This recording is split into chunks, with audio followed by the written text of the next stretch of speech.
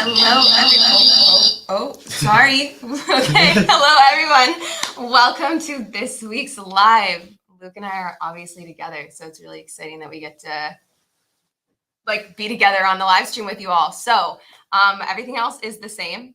If you have any questions, throw them in the YouTube live chat itself. You'll see me on my computer here, monitoring chat, running around. If you're in game, make sure that you're in the theater. We get some passive energy with the popcorn flying everywhere. And no, it's exciting AMA today. So there's a lot of stuff that we need to go over and a lot of housekeeping too. So I guess the agenda that I want to set is kind of going over, how guilds are going.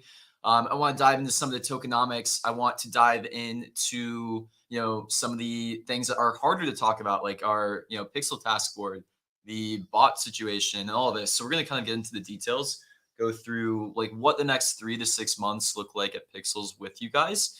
And, just kind of like be completely transparent about, what the intention is, everything that we're building. And it's gonna be an exciting day today. So we're here at GDC. It's been a super fun time. A lot of the team is in person together for the first time in a really long time. It's been a while. It feels like it's good times at Pixels right now, right? And we're really excited for what the next stages look like. We have like full conviction in the stuff that we're building. It's so early. It's just really the beginning of all the stuff that we're trying to do.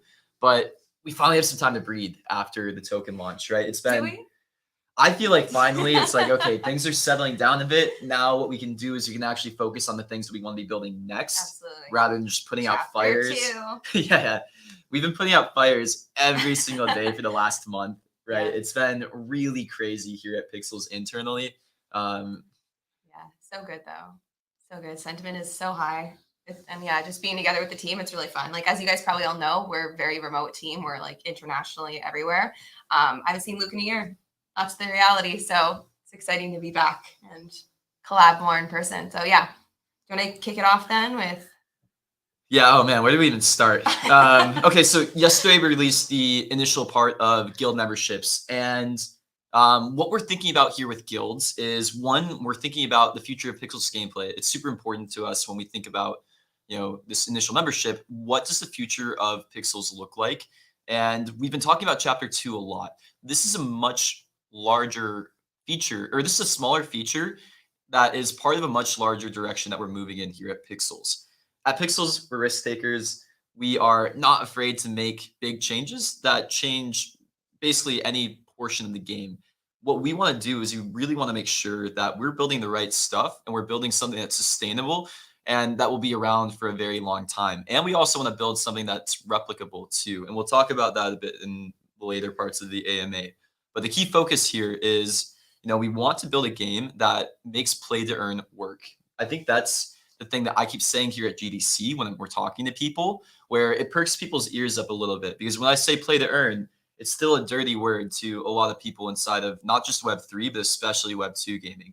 But when I start to talk to them about the fundamentals of Pixels and the interesting stuff that we're doing, the fact that we have 700,000 daily active addresses on $0 of ad spend, people are starting to understand what Web3 is actually capable of.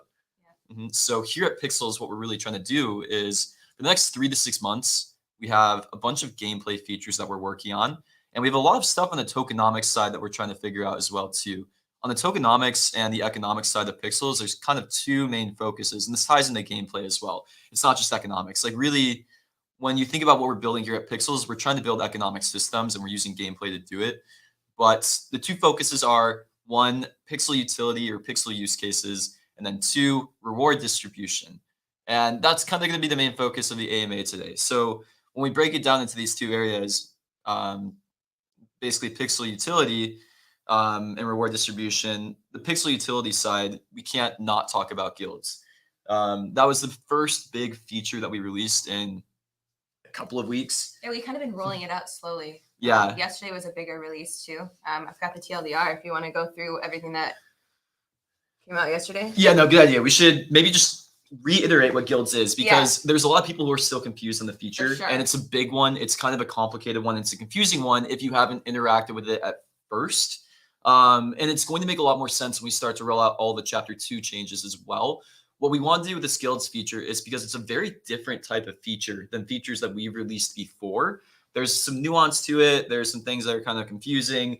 We wanted to make sure that we rolled it out in a very safe and gradual way, essentially. What we didn't want is we didn't want to just let it loose, because this is one of those features that's very powerful, but it's also a double-edged sword. It's one of the ones that if we were not careful about it, a lot of stuff could have gone wrong. Yeah. So want to do it right. And exactly. That's like kind of our ethos. You guys have probably noticed sometimes we release often, but also sometimes we'll push something back at the last minute, and that's because we're constantly talking to you guys about like what works best. So like Guilds was a good example of that. We were going to release it in a certain way, weren't totally certain, talked to I think maybe 200 of you guys about how we're going to do it, and then that's kind of influenced how we've released it in these kind of iterative process, I guess. So yeah, exactly. And this one too, we want to make sure that we had a few priorities with the rollout. One, we want to make sure that real players got inside of guilds. When we've seen other SocialFi features roll out, they can be very easily botted if you're not careful. So we made sure that we were really careful with that, with the whitelist, with making sure everybody knew what was going on with the guild leaders. There's a lot of back and forth communication with all these people. So yeah, so far the rollout, I'm really happy with it. Seems like most of the real players have gotten in. Yeah, I don't really think it's been botted at all, which is great. And once people start turning off the whitelist feature inside their guilds, that's going to be something else that might pop up. I need to know about it. But yeah, the intention, the goals there, it seems like they've been met. And then yeah, the other thing too that's really interesting with guilds is on the economic side, the pixel utility side, seems like early adoption has been pretty good. There's already almost 1 million pixel locked up inside of these guilds right now, which is pretty cool. And this is a feature that's going to keep growing and growing. And it's an amazing start. So yeah, props to everybody who's participating in this, because it's just literally 1 day in, right? The days are so long. I know. We released it yesterday, right? And it feels like it was a week ago already. Yeah. But yeah, it's super exciting because, there's a lot of growth in this feature, especially as we start to build out more utility that uses the guilds inside of chapter 2. So yeah, why don't you recap exactly what we released yesterday? Yeah. Okay. So yesterday we opened up buying of shards for all guilds. So basically, yeah, all guilds can go in and activate their guild, and then they can begin whitelisting users. Now, this is an optional feature, but I'm going to speak to it as if you have to do it. So if you're interested in joining a guild, you can go to their guild page on the dashboard and then request to join. And then the guild leaders can go in and see your request and whitelist you. Having that whitelist means that you have access to buying a shard for the guild. Now, a shard isn't exactly a membership. It's more like you're supportive of that guild. In the future, we're going to roll out roles, which will be more like a membership, more like you'll have different access to the guild depending on how the guild leaders assign what role to you, right? That's in the future. So existing guilds upon activation receive 28 shards to distribute. Creating a new guild costs 15 pixel, and those new guilds are rewarded with 5 shards upon activation. Creating a new guild requires a reputation score of 1950. And the last thing that was a little bit different than guilds was the withdrawal restriction was changed yesterday. There is now a withdrawal restriction of 600 reputation points. That's kind of the TLDR of everything that came out yesterday. Yeah. So again, 2 things that we're focusing on here, and this is really still the focus of the next 3 to 6 months here at Pixels before we really start another growth push. But again, it's the Pixel utility. So making sure that we have a lot of different progression for the Pixel token inside of the game and having it used more and more. And then it's also Pixel distribution and reward distribution. So we'll start to talk about that in maybe the second half of the AMA. But again, so guilds, this is one of the things we're adding into the game. It's part of a much bigger feature set, Chapter 2, which will be released in like 2 to 4 weeks. It's looking like. I'm hesitant to say the exact date. I think we're shooting for like an April 8th release date, but you know how things go, right? So Chapter 2 is coming really soon, though. And what Chapter 2 brings is a whole new set of features inside of the game. So there's a few areas we want to address when it comes to the gameplay, because I know a lot of people, when they see the guilds, they're worried. And yeah, we just want to re-emphasize some things too. So when we're thinking about a lot of the stuff inside of Pixels, we're thinking about progression a lot of the time. So we think about how do you create a game for the free-to-play users, and how do you give them a set of steps to go through inside of the game to basically get further and further through the game. And then what do each of these stages look like for these users, and what's their gameplay look like too? So for guilds, I would say this is more of an end game feature.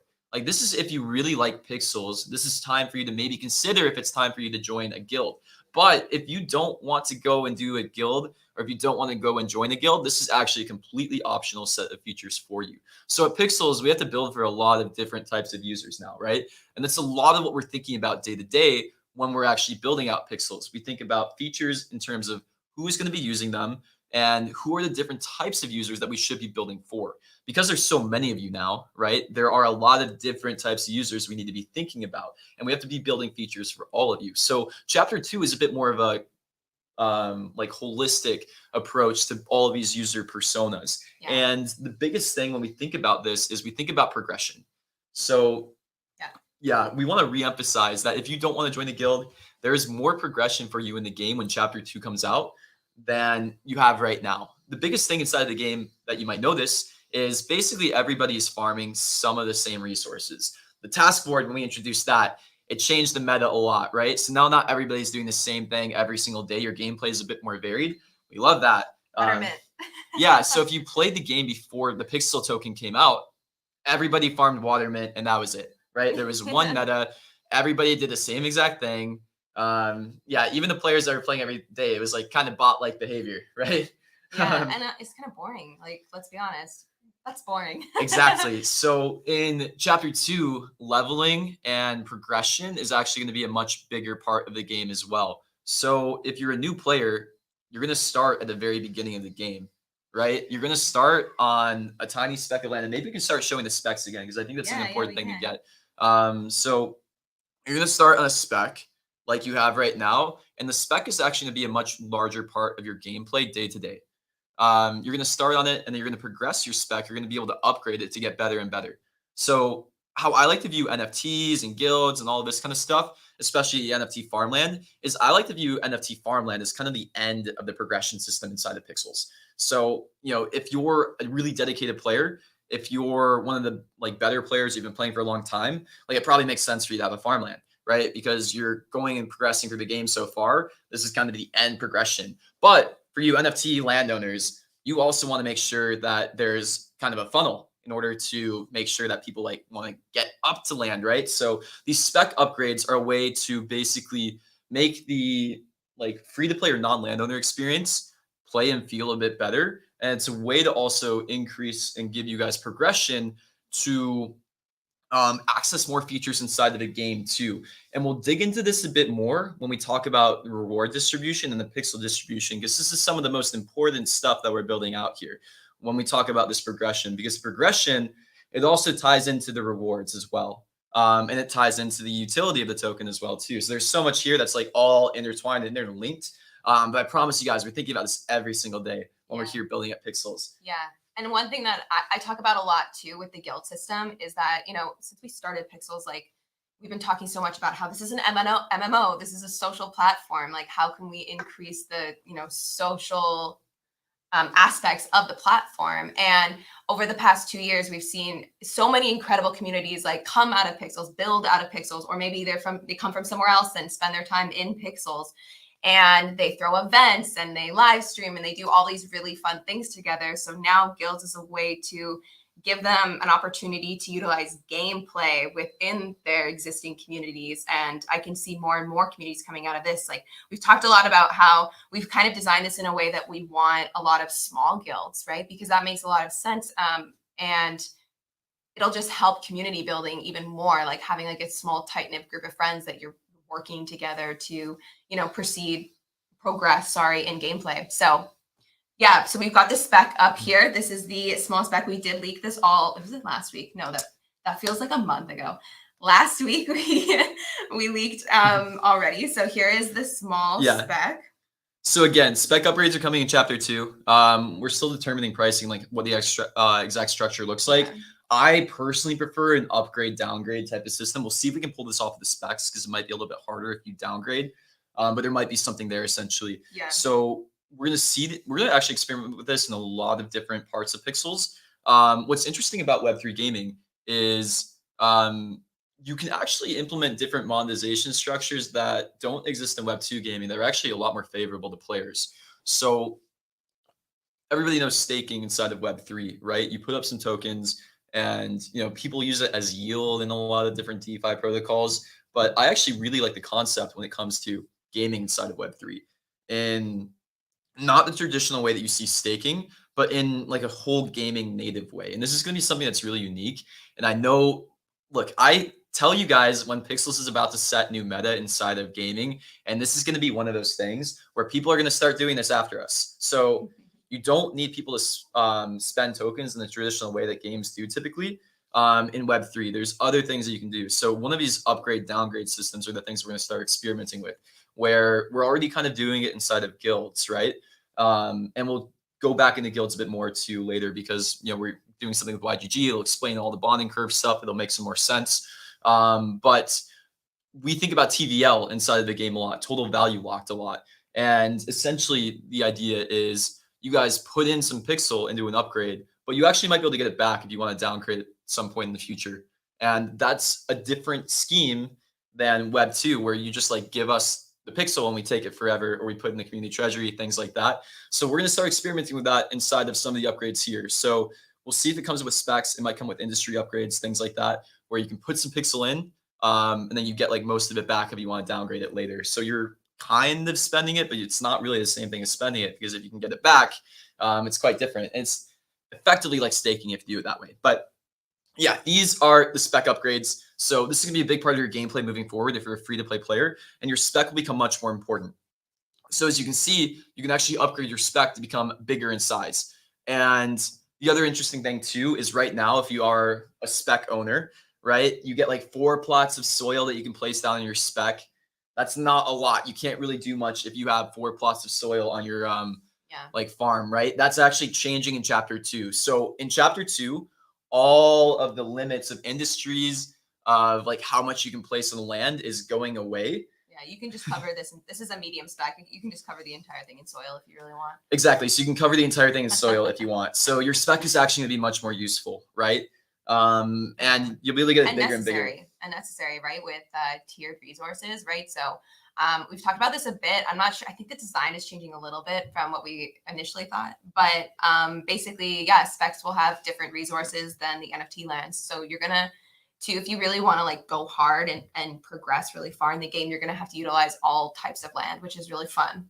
Not just watermet. Yeah, exactly. So you guys will get it more when the game's actually out and live with chapter 2, because I promise you it does make sense. Essentially, the more that you play the game, the more access you get to more rare resources, which are turned in for more pixel. That's the easiest explanation. And you do that by upgrading your spec, or if you're further through the game, if you want access to the best resources, that would be joining a guild. So there's a whole way that you can go through the game in the system to essentially get better and better earnings inside of the game, if that's what's interesting to you. But yeah, you'll have to like progress through it basically. So yeah, that's super exciting, and we will kind of dive into that more. Is there anything else that we want to touch on guilds? I think maybe just touching on some of the YGG stuff we're doing really quickly. Oh yeah, of course. So that should release like in a few hours, I believe. Yeah, I was just chatting with the YGG team. Yeah, so that should be coming out in a few hours, and basically there's 3 in-game quests and 3 quests on the YGG's website with their super quest, if you're familiar with it. So we've been working with one of our favorite content creators, W3, has made some really, really helpful videos that will walk you through everything guilds. You'll learn all about guilds. And at the end of it, I think the reward is 300 reputation points. So you're going to want to do it. I think they're also going to be doing some sort of raffle on their side, as in like, not a raffle, but like if you complete it, you're entered to win one of their NFTs that is worth quite a bit. So I think it's going to be really fun. It's going to be really, really cool. We love collaborating, obviously, with other like amazing partners in Web3, but YGG is very well known for guilds. They're kind of like the guild of guilds, right? They're just an incredible group of people. So it's going to be really fun. It's going to be really, really fun. So stay tuned. Yeah, a couple hours out and we're going to go. Nice. Yeah, it's amazing. So that kind of actually leads into the next point around reputation and what we're going to be talking about with reward distribution too. So yeah, we are adding in reputation requirements for withdrawal. And again, this YGG super quest, if you participate in this, it's an easy 300 points to get that. The requirement now to withdraw is 600 reputation points. So yeah, if you're struggling to get those points, just do this YGG quest. Yeah, learn about it's guilds. also going to be fun because they're in-game quests, but you're not going to know how to complete them without watching the videos that W3 has made, because he's going to give you like some hints on like where to find the specific object and blah, blah, blah. So it's fun. It's going to be interoperability. Oh, I said that so well. That was the first time I've heard you say it right. Okay. There's some Pixels lore. I can't say that word, but I just nailed it. So there you go. Okay. And then I think that actually is a really good segue into the other half of what we want to talk about, reward distribution. So again, there's 2 focuses at Pixels for the next 6 months. It's pixel utility, and we're doing a lot of digging into the data of, how this token is being spent inside of the game, how it's being used, all the lockups, things like that. We're essentially optimizing that for the next like 3 to 6 months. And the other half of what we're optimizing to is reward distribution. So this is the thing I'm most excited about here at Pixels, and this is what I think is really going to change Web3 gaming. We have a really big vision here at Pixels, actually, and I've actually never felt more confident in what we're doing and the path that we have to becoming like industry disrupting than I have now. I feel really grateful because I feel like we have this amazing chance and this opportunity to actually really change the gaming industry in general, and that's what we're trying to do. Like, we want to be completely disruptive to Web2 gaming, and we're positioned quite well to do so. So here's the game plan. Here's how we do it. We are so comfortable building in public because, truthfully, I don't know how to do it another way. Yeah. At this point, I'm literally going to tell all the rest of Web3 gaming what to do because I'm just so confident that we will build it faster. If you want to compete against the Pixels team, don't compete against building something faster than us, is what I'll say, because you're going to lose in that regard. Compete on other angles like polish or like art, all of this kind of stuff. Polish. Yeah. Polished. Yeah, we have everybody in Web3 or everybody in like the industry has different strengths, right? Ours is executing really quickly, being really agile and experimental. Experimental. So these are the things that we are not afraid to talk about publicly because we know we're going to be doing them quicker. So, Web3 founders out there, here's the game plan. And this is what you need to do in order to actually build a Web3 game. The key tech here in Web3 gaming is all around reward distribution. And to me, that's the huge unlock when it comes to like building a Web3 game. What you need to ask yourself when you're building a Web3 game is, why am I building a Web3 game? And I think a lot of founders actually don't ask themselves that enough. Because one, building a Web3 game is extremely difficult. It is so stupidly hard to build a Web3 game. If you don't know exactly why you're doing it, what's the point? And for us, it's hard. It's hard, especially Web3 live ops. There's a whole bunch of founders that are about to release games and teams that are about to release games. I don't know if they know what they're getting themselves into when it comes to Web3 live ops because it's a beast. But yeah. That being said, the thing that I'm most interested in is what I like to call efficient reward distribution. So you guys interact with our reward distribution every single day, and I see the tweets, I see the comments. This is what we're working on. This is the thing that matters to us most. It's essentially, how do we give out rewards to the best players? And how do we create a system where we're giving out rewards to help the ecosystem grow in the most efficient way? And what that looks like is, there's a lot of nuance to it, actually. One, it looks like being able to identify inside of our system who the best players are. How do we determine that? Who are the different types of users that we need to reward? Like, are there ways where we need to actually be kind of splitting the rewards between different types of users? If we give rewards to like different play styles of the game, does that help the ecosystem grow? Should we create incentives for content creators to help us grow? Like, all these things are questions that we're asking ourselves every single day. And this is the core tech of Pixels that we're actually building out. So the first thing that reward distribution starts with is bot prevention and detection. And you can't actually build a play to earn game unless you have this kind of figured out or under control. So if you follow this along for the last 2 years, Last question about bots. Yeah. Keep on. Yeah, bot prevention and detection has been something that we've been talking about for basically 2 years now. We were battling bots like basically the entire time the Berry token was out. And there's a lot that we've learned over the last 2 years. Oh, yeah. Yeah. So a lot of the changes that we've been focused on with chapter 2 have kind of been around this. So here's kind of the game plan and like how we think about bot prevention and detection inside of Web3 gaming. So if you're building a Web3 game and you want to give rewards to users, just the fact that you have rewards will inherently attract bots. If you don't have any bots inside of your game, it probably means that nobody actually cares about your game enough to bot it. But basically, any Web3 game that releases, this is something they're going to be dealing with. Doesn't matter if it's a pixelated game, it's an extraction shooter, if it's a strategy game, all of this. AI can play basically any game now. It's crazy. Yeah, it's so like scary crazy. yeah. There's actually this huge scandal in Apex Legends right now. I'm not sure if you've been following that or have seen that, but yeah, there's like all these anti-cheats. Apparently, like there's all these like cheat systems that are getting like installed on people's computers, and they're like, oh, I didn't install this. But oh my god. Yeah, the cheats are actually getting really, really good in like competitive shooters, right? So if you're building a Web3 game and you think that your Web3 game isn't going to get botted, you're completely wrong, is what I'll say, and you're going to be very surprised. So you need to be thinking about this when you start building the game from scratch. So how we approach it is, there's essentially how we view Web3 bot prevention detections. There's 2 routes that you can go down. The first being full KYC or eyeball scanning. I think some Web3 games in the long run are going to have to do this, and there won't be any other option.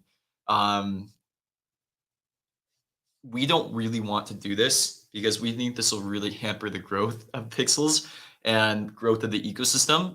If you look at Web2 games, they have to hyper optimize every single portion of their game in order to make it work. And when it comes to growth, right? Like, they literally look at when you first look at an ad all the way down to like how much time you spend on each screen. So like the click percentage on like each piece of the UX, like essentially it's hyper optimized, like so much so where they're trying to like make it so you click one less time on like a certain screen so that you can like get into the game quicker. Imagine a Web2 game adding KYC in front of the gameplay. That's just not possible. No Web 2 game would ever work. And I have a feeling that it probably won't work in Web 3 gaming for similar reasons in the long run as well. So what we're trying to do is we're actually trying to build out systems that don't require hard KYC in order to actually play the game, because we want to build a game that can grow in the long run and actually onboard, 50 million DAU is kind of the goal here at Pixels.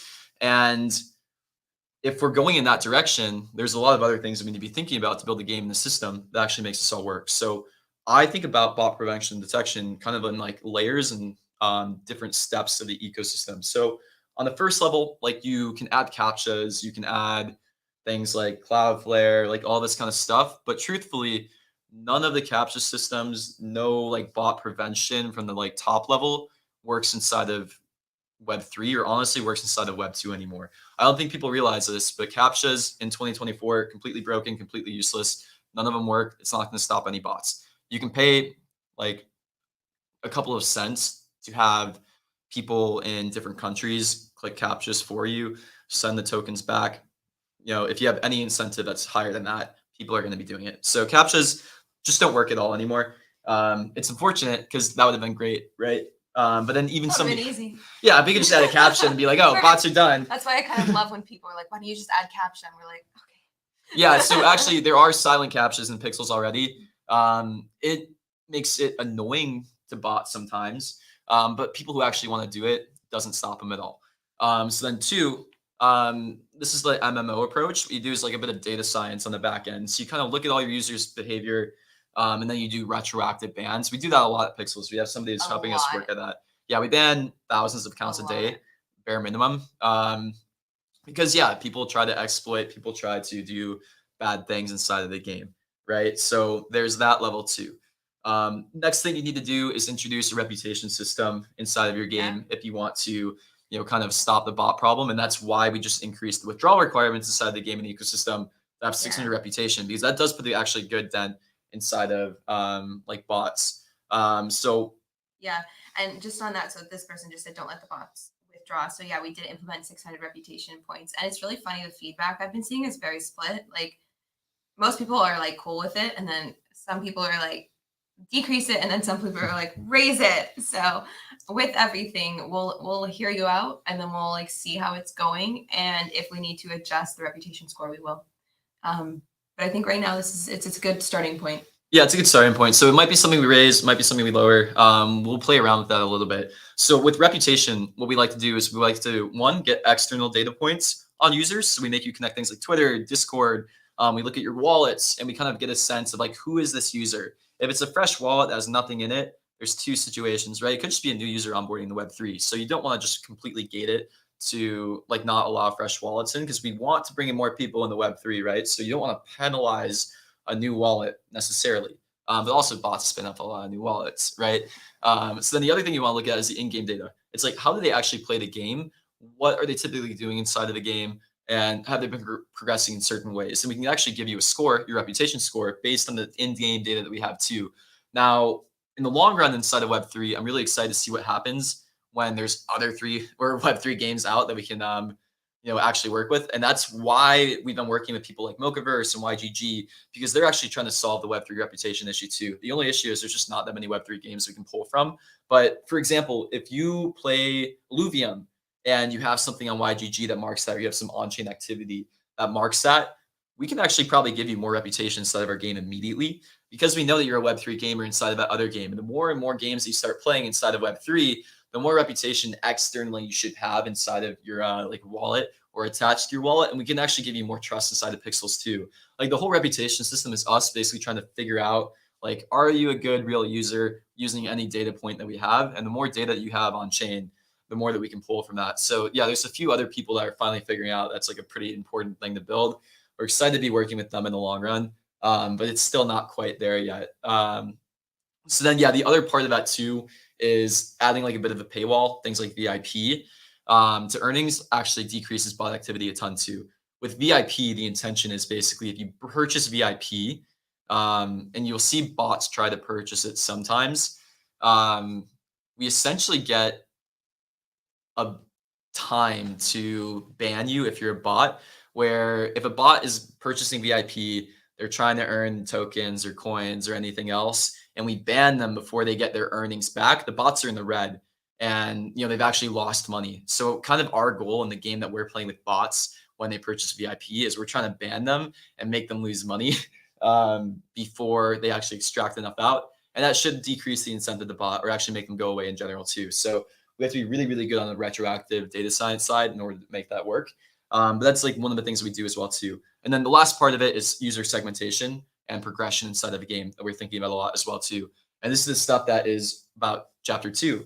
So again, bot prevention detection and reward distribution. Let's just like go down the list again. It's prevention detection, it's retroactive bans, it's reputation, it's small paywalls, and then there's 2 other portions to it. There's game design, and then there's user segmentation. So the game design element, that's what we're tackling in chapter 2.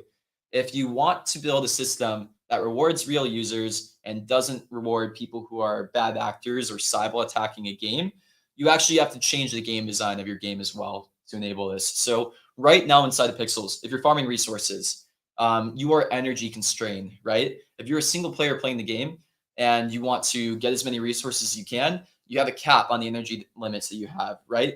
But here's the issue.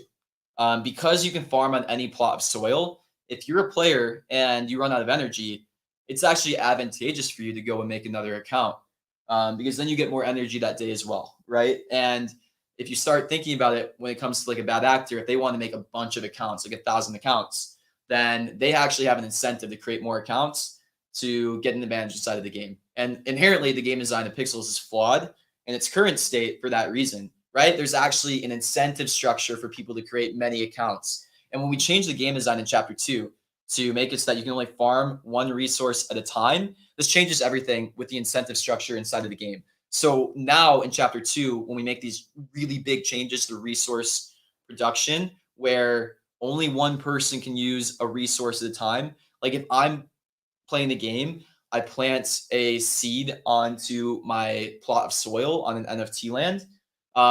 Heidi won't be able to plant a seed there. It's going to be taken up by me. And Heidi will actually be able to harvest it if she wants. There's like some fun, like almost PvP style gameplay that we're going to be adding that integrates with guilds. But the idea here is the resource generation is now capped. So now if you make 1,000 accounts, there's actually no advantage to you because there's only so many resources that can be gathered. And this is the reason we're also adding in guilds. How guilds are actually going to be acting in chapter 2 is it's almost like a decentralized bot police system in a way, right? Because if the land and the resource production is somewhat tied to guilds, now if bots come into a guild's land, they're actually taking resources away from the guild. And the guild probably won't like that, right?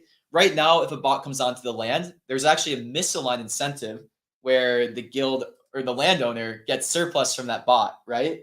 So the landowner actually doesn't really have an incentive inside of the current game design right now. They would like help us get rid of the bots inside of their land as well too. Again, chapter 2 drastically changes this because now the landowners, the guild owners, it hurts them if bots are on their land. They're going to keep their land a bit more closed to people that they trust. And that's the whole idea, right? Like we want to create social structures that help deal with this problem too. So then the last side of it, user segmentation and progression is what we're thinking about a lot too. And this is super cool stuff. And this is where the task board comes into play. So right now, the task board is still a little stupid. The task board's not very smart, but we're going to be getting the task board to be smarter and smarter. The team has basically been putting out fires every single day for the last 3 weeks. And now we have some more time to focus on this. So this is really the core of what we're doing here. And the most important part of Pixels is the task board moving forward. What we're going to be doing when we start to have progression inside of the game is one, you're going to have to get through the game a lot further to increase your earnings in the game. And the players who are further through the progression system, who have gone through like the tier 1 spec land, the tier 2, the tier 3, to the NFT lands, they're going to get resources that are going to be able to be turned in for more pixel. So inherently there, you have to play the game more and your earnings scale with how you play the game more. So there's an incentive structure for you to go through the game, the progression, and longer playing players will potentially earn more inside of the game if they're also still active inside of the game. That's kind of the intention. We want to create like an incentive structure for you to go through the game and be a longer lasting player. So then The other thing that we'll be doing too is a lot of data analysis on the way that you play. And the goal is we kind of want to figure out the best reward structure and the best idea of who our users are and create systems that reward different types of users. So, how I like to think about it is there's all of these different types of players inside of the game, and they all play a different role, right? Like you're all really valuable people. Um, there's players who are more social, like Zombina is a really great example, where she likes to go explore inside of the game. She likes to like Yeah. chat and talk to people, like visit people. I think that's a great type of player. And like ideally in our situation, we're identifying like her and we're labeling her as like a social player, right? There's players who like to play inside of the marketplace, and that's like a really fun way to play the game. I think like what's his name, Hunter? I feel like that's what you would do. Yeah, that was how I played RuneScape. Yeah, exactly. Yeah, so I think Hunter is like kind of Maybe. I don't like know. getting onto the gameplay. I saw a tweet about him, but like that's how he's generally been interacting with the game. So like if you're like a marketplace player, like we want to label you as that inside of our game. If you're a grinder, like that's a really great way to play it too. If you're a guild leader, like a guild manager, like these are all the things we want to figure out about our users. And the idea is we think there's probably like better combinations of different incentives, or there's better combinations of all these types of players. We don't want to just reward one type of player. Like if we only reward grinders inside of the game and ecosystem and not the other types of players, there's actually probably like less of a reason for people to grind, right? So a lot of what we're thinking about is how do we create reward structures for all these different types of players as well. And that's how we think about getting the task board smarter and smarter. So it's a combination of that progression. So the players who are getting through the game more, and like all this different user segmentation that we're going to be working on with the task board as well. So why does this matter to you? And like, why am I talking about this? If you're a player who's like, Luke, I'm not getting enough pixels tasks, like this is why this all matters. And this is what we're building out too. So it's not easy to make this all work and happen, but this is the stuff that we're most interested in. This is going to be the most powerful stuff that we build. It's going to take us a little bit of time to get here. And if you're like a player who's like really loving the game and is like, I just need more pixel stats, like why am I not getting any enough? This is the kind of stuff that will get the best players inside of our game more pixels tasks on their task board. So again, it's going to be a little bit of a gradual system. It's going to take us a few months to get it, but this is basically the next 3 to 6 months here at Pixels. And once we start to really iron this out and figure this out, that's when we start to put on the user acquisition channels and really start to push more of the growth. So if you've been following us, I can confidently say now we know how to grow and we know the things that will push the growth more. We're holding off on some of that for the next 3 to 6 months while we get these systems out. So for us, again, the main focus for the next 3 to 6 months, it's pixel utility and efficient reward distribution. That whole rant I just went down with all this layer of stuff, like all this depth and nuance, that's the efficient reward distribution. Key point is we want to give more pixels tasks to the best pixels players. There's a lot of work to make that happen. But yeah, give us some patience while we work on this because this is the coolest stuff to me. And if we actually figure this out, this is how you make a Web3 game last forever. This is how you make a Web3 game that's not market dependent and that's not, at the mercy of Bitcoin, basically. Yeah. Yeah. Okay. Cool. So you guys have been asking some really great questions. We pulled aside a few. If you have a question, make sure you're adding it on the YouTube live chat or commenting on the stream on Twitter. We also do see those now. And yeah, let's dive in. We've got a bunch. So when guild task board, that's a good question. So that's something that's I think it's still several weeks out, right? Yeah, I'm not sure if it's going to come exactly at the release of chapter 2. I can see it taking a little bit longer. But yeah, so one of the interesting things I'll be adding inside of the game is also a separate guild task board. So the whole idea behind guilds is we want to actually help you guys work towards larger challenges together. And there's going to be a task board just for guilds as well. So you'll actually have these task board tasks that are like much, much bigger. We're still figuring out exactly what it looks like, but it might be like, 10x the task. Maybe you'll need to turn in like 50,000 pop berries, but maybe it's like 500 pixel as a reward, right? Like that's kind of the idea. So something that one player alone couldn't accomplish, but if you all work together, there might be a really cool reward for all of you that are working together. Yeah. Okay. So can I delegate my lands to 2 different guilds? No. So one land can be associated to one guild. if you have 2 guilds, you can associate them to different guilds, but 1 for 1. Yeah. So why are we doing that? Not just let me paint the picture in the example. And this is not knocking on TIFF, but I just want to make sure that you guys understand like why we're adding bonding curves and why we're making it so you can only assign 1 land to 1 guild. So we really want competition inside of this guild system. It's interesting because there were really big guilds inside of Pixels. Like TIFF has like 7,000 members on its watch list, or it did at one point, right? Moku, Grano, there's a bunch. Exactly. And what we didn't want is we didn't want 1 or 2 guilds to dominate the game because that's no fun, right? Like what we actually want is we want all the guilds to have to compete with each other because 1, if you're a TIFF member, that's just literally going to make the game more fun for you. And 2, that's going to make the economics in the game just much more interesting in the long run as well. So that's why we've added in the bonding curves. It gets more expensive to join a guild with every single member. And I know some people like see that and they're like, I really wanted to join TIFF and I feel priced out. That's also kind of the point. Now we want you to go and explore these other guilds out there that aren't as big, that actually are still really cool. They have land, they have communities. Like go check out these other guilds that are much cheaper. The guild price starts at, I think it's 5 to 10 pixel right now, 6 pixel to join the guild, right? Which one? So if you start, if you start a new guild, it starts at 6 pixel to join. Well, the first 5 shards. The first 5 shards are given for free and allocated, and then hopefully somebody. Are those first 5 on the bonding curve? Yeah, they're still on the bonding curve. So it would be 1, 3. 1, 2, 3, 4, 5.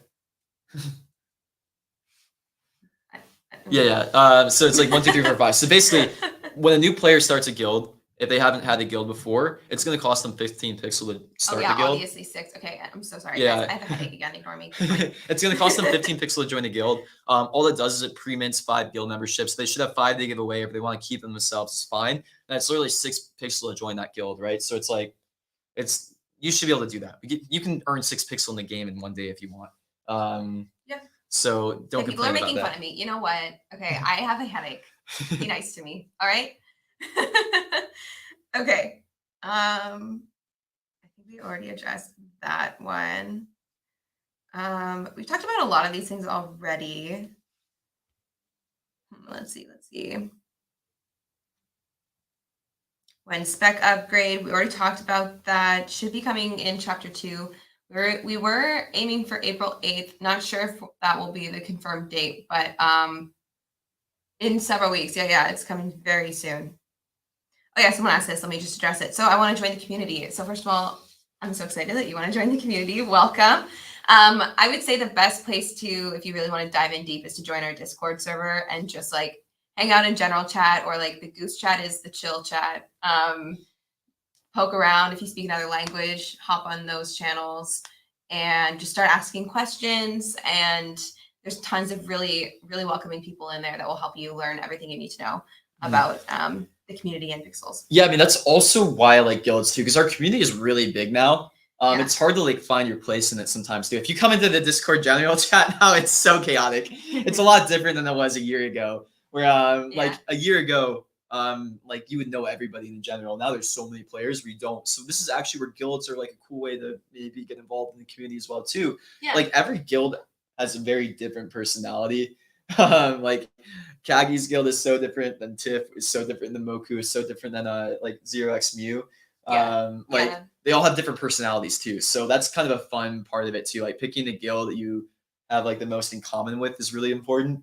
Yeah, absolutely. Just like figure out what culture works for you, right? All of these different guilds and communities will have their own sort of ways that they run things, governance, if you want to call it that.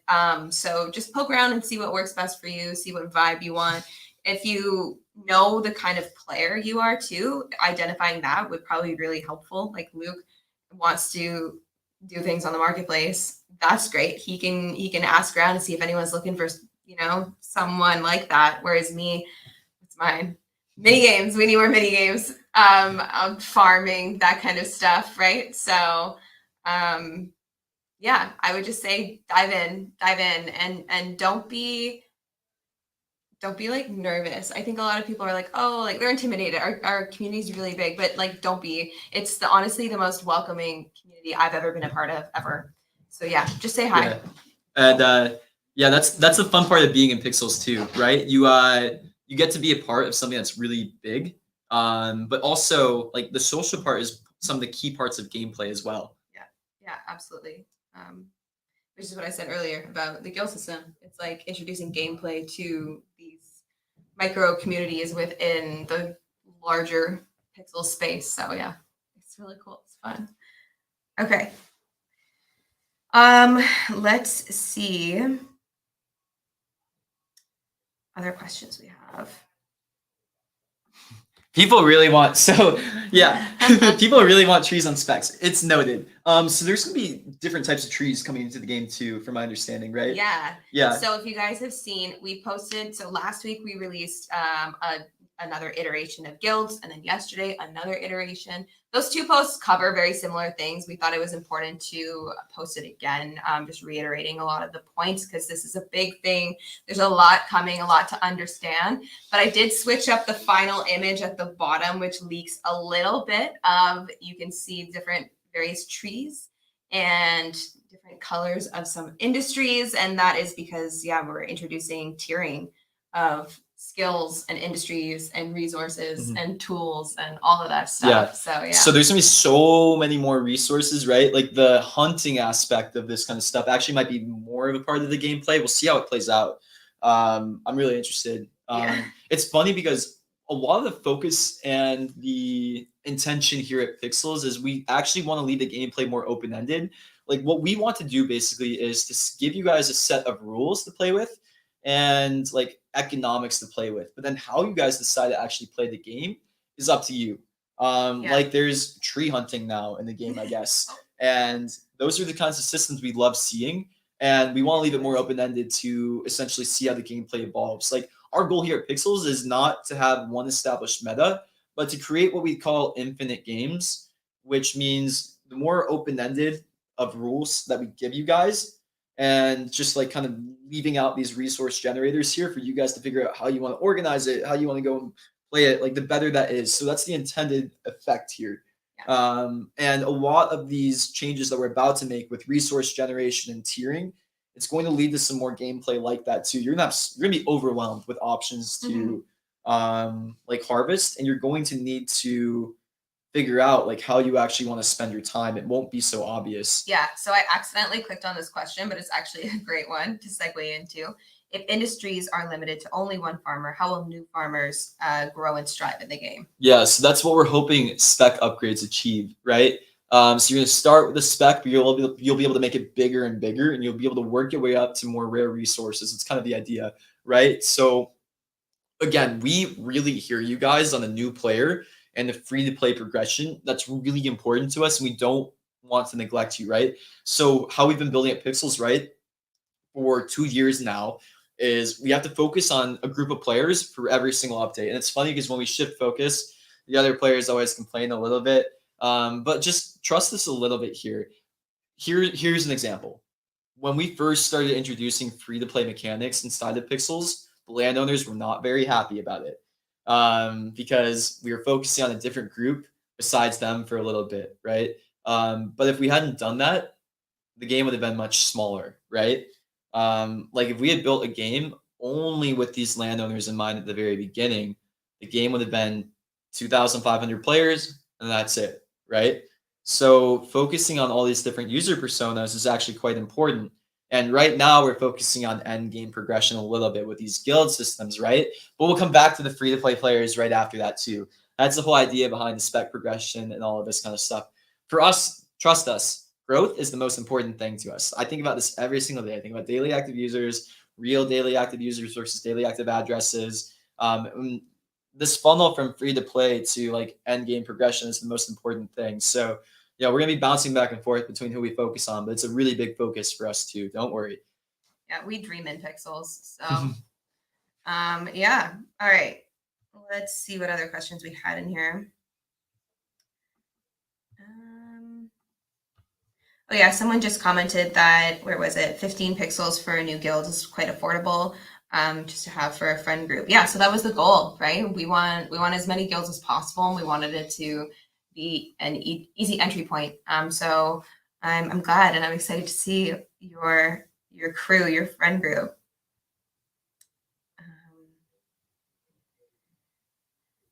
Okay. Can a player without a guild actually succeed? I can't make any promises, but I will say we want you guys to. And we want you guys to eventually think that maybe it is right for you too. So guilds is one area of the game that we're focusing on now. Here's what we're doing, right? Like what we're doing at Pixel is we're analyzing all the different metrics, all the different stats in order to create this great, awesome game that people love and a game that can grow to more users as well too. So we hear you guys when you guys ask questions like this and we hear your concerns, and these are the things that we're also addressing too. Like if these changes suck and nobody likes them and they don't work, we're going to change it, right? Like the whole intention here behind Pixels is we're building with you guys, we're getting feedback, and yeah, we're also taking risk, and some of the things we do might not work, right? And that's, we're okay with it, you guys need to be okay with it too. But just know that like if things don't work that we're trying out, we'll try more things out. Yeah, we've experimented a lot and not everything has been successful, and that's totally okay. Yeah, right? maybe like half of what we try out works. And that's totally okay, right? Yeah, yeah. So part of the deal that you're making with us when you start playing the game is that, you know, we're going to be trying things out a lot and you're going to be part of these experiments. You are a guinea pig. I'm sorry, I have to say it. But if you're a Pixels player, we're running experiments on you, but you're an active participant in it and you get to be a part of the feedback loop too. And that's part of the deal you're making with us. So we're really excited about guilds. I personally feel very optimistic about how it's going to go. There's already 1 million pixel locked up inside of guilds right now, and it's just the beginning. So it seems like some early signs of it working. But yeah, we'll make adjustments a lot if things aren't quite working out. And that's the whole reason we're on these AMAs. We want to get feedback from all of you.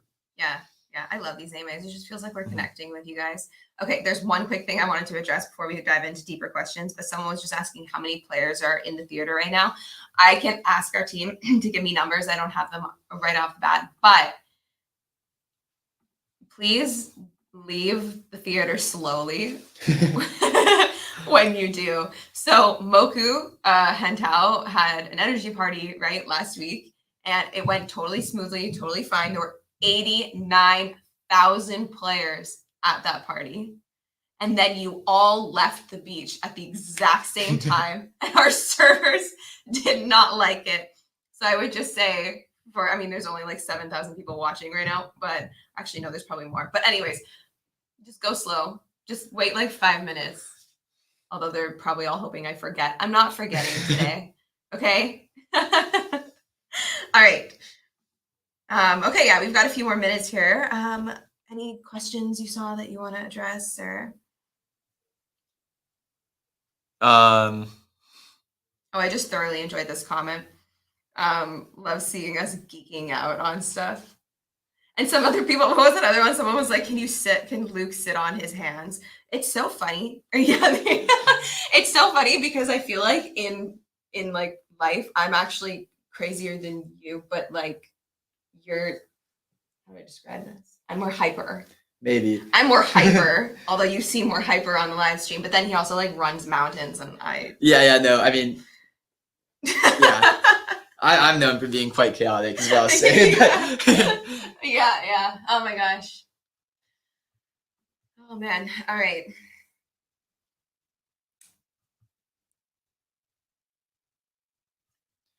Yeah, lots of good questions.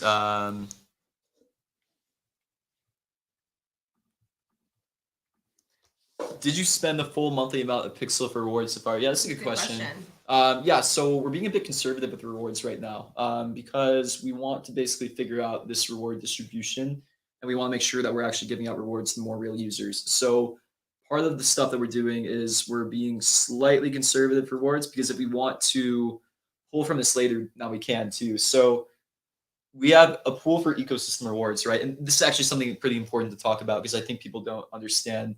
I think I saw news of like this giant pixels unlock, which is actually quite significant, the unlock when it comes to like US dollar value. So right now, when you look at the tokenomics, you dive into it, you'll see that there's pixel that unlocks every single month. But right now, like 95% of it is just the play to earn rewards. And we're actually under allocating this right now, just to be a bit safe. If we increase the reward amount, it's going to increase the bot activity until we get some of these chapter 2 changes in. So we're trying to be quite careful with reward distribution until chapter 2 is out. Once we feel more confident, we can start to increase rewards. But yeah, basically all these unlocks are just going to players. It's not people dumping on you, is what I can say. Yeah, it's play to earn rewards and treasury. If you want to follow and sleuth on chain, you'll see that none of the treasury stuff is moved, and you can see the vesting on chain too. So yeah, if you look, I'm not sure if we made these contracts like actually officially public, but if you look, the treasury that we have, or like the unlocks that we have, are actually in on-chain vesting contracts. We have this on-chain vesting every single month for the ecosystem reward, for the treasury pool, all of this kind of stuff, and you can get full transparency on how this is moved on-chain if you are one of those types of players that likes to look into that. Yeah. So yeah, if you actually sleuth into all this kind of stuff too, you'll see that there's an ecosystem reward pool. It vests on ETH. We'll bridge it onto Ronin. I think we bridged some of it already, and then it goes into like these operator wallets. You'll see how it all moves. And it's like actually extremely transparent. That's the cool thing about blockchain. But yeah, we've been under allocating a little bit, just to be conservative with reward distribution. This is some of the key tech that we're building out. And then again, once we have like a better grasp on it, we can start to increase rewards. If we under allocated in the previous month, we can start to bring it forward to that next month. That's kind of the idea. Okay, cool. Just to wrap it up, someone asked about my Lemonheads guild. I don't know how I'm going to run that one, so stay tuned. We'll see you when that opens. And then someone else asked about merch, so I posted a vlog. I vlogged yesterday. If you want to see Luke do a cartwheel, head over to my my Twitter account and watch the vlog. But yeah, that merch was initially just supposed to be for this trip and some other trips that will be going on. I'm not sure if we'll be able to sell it transparently. Merch is incredibly difficult to do. Just the logistics of it, having such a widely international user base, it is extremely difficult to guarantee shipping everywhere and very costly.